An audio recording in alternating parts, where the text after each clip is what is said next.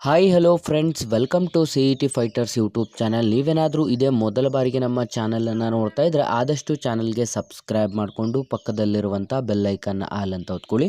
ಬನ್ನಿ ಸ್ನೇಹಿತರೆ, ಇವತ್ತಿನ ಈ ಒಂದು ವಿಡಿಯೋದಲ್ಲಿ ಗೃಹರಕ್ಷಕ ದಳದಲ್ಲಿ ಖಾಲಿರುವಂಥ ವಿವಿಧ ಹುದ್ದೆಗಳಿಗೆ ಅಧಿಸೂಚನೆ ಹೊರಡಿಸಲಾಗಿರುತ್ತೆ. ವಿಡಿಯೋದಲ್ಲಿ ಕಂಪ್ಲೀಟಾಗಿ ಮಾಹಿತಿಯನ್ನು ತಿಳಿಸ್ಕೊಡ್ತೀನಿ. ವಿಡಿಯೋನ ಸ್ಕಿಪ್ ಮಾಡದೆ ಕೊನೆವರೆಗೂ ನೋಡಿ.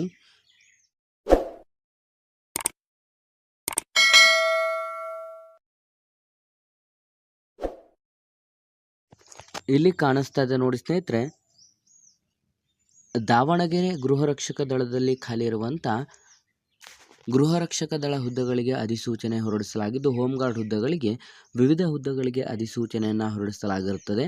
ಇಲ್ಲಿ ಖಾಲಿರುವಂಥ ಪುರುಷ ಗೃಹರಕ್ಷಕ ಹುದ್ದೆಗಳನ್ನು ಭರ್ತಿ ಮಾಡಿಕೊಳ್ಳಲು ಅರ್ಹ ಮತ್ತು ಆಸಕ್ತ ಅಭ್ಯರ್ಥಿಗಳಿಂದ ಅರ್ಜಿಗಳನ್ನು ಆಹ್ವಾನಿಸಲಾಗಿರುತ್ತದೆ.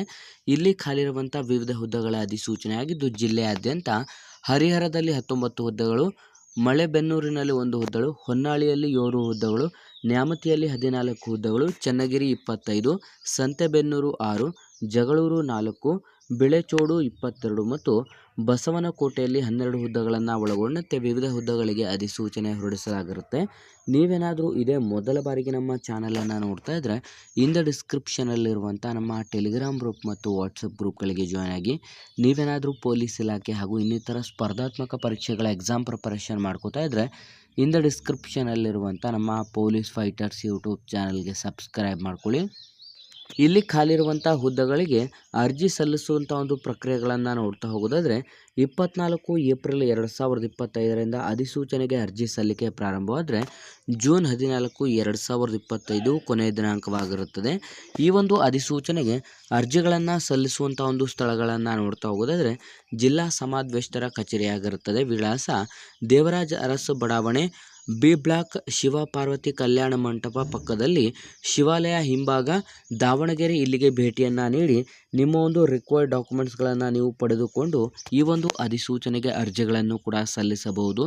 ತಾಲೂಕು ಉಪ ಘಟಕ ಕಚೇರಿಗಳಲ್ಲಿ ನಿರ್ದಿಷ್ಟ ಒಂದು ತಾಲೂಕು ಕಚೇರಿಗಳಲ್ಲಿ ಅರ್ಜಿ ಸಲ್ಲಿಸಬಹುದು.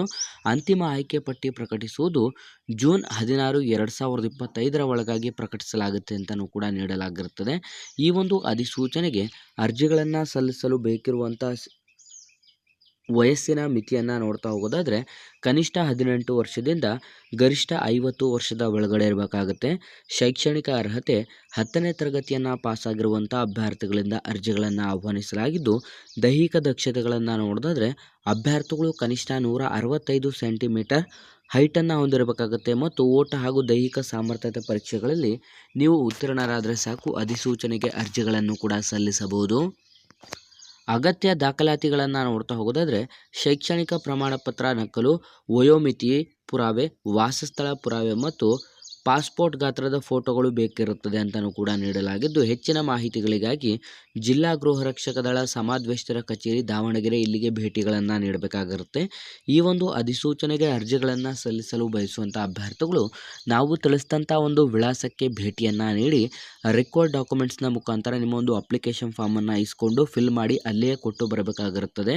ಈ ಒಂದು ಅಧಿಸೂಚನೆಗಳಿಗೆ ನಿಮ್ಮ ಒಂದು ಆಯ್ಕೆ ಪ್ರಕ್ರಿಯೆಗಳನ್ನು ನೋಡ್ತಾ ಹೋದರೆ ಕಂಪ್ಲೀಟಾಗಿ ನಿಮಗೆ ಅರ್ಜಿ ಸಲ್ಲಿಸಿದಂಥ ಅಭ್ಯರ್ಥಿಗಳಿಗೆ ಎಲ್ಲರಿಗೂ ಕೂಡ ಯಾವುದೇ ಪರೀಕ್ಷೆ ಇರೋದಿಲ್ಲ. ಕಂಪ್ಲೀಟಾಗಿ ಫಿಸಿಕಲ್ ಸ್ಟ್ಯಾಂಡರ್ಡ್ ಟೆಸ್ಟನ್ನು ನಡೆಸಿ ಫಿಸಿಕಲ್ ಸ್ಟ್ಯಾಂಡರ್ಡ್ ಟೆಸ್ಟಲ್ಲಿ ಆಯ್ಕೆಯಾದಂಥ ಅಭ್ಯರ್ಥಿಗಳಿಗೆ ನೇಮಕಾತಿಯನ್ನು ಮಾಡಿಕೊಳ್ಳಲಾಗುವುದು.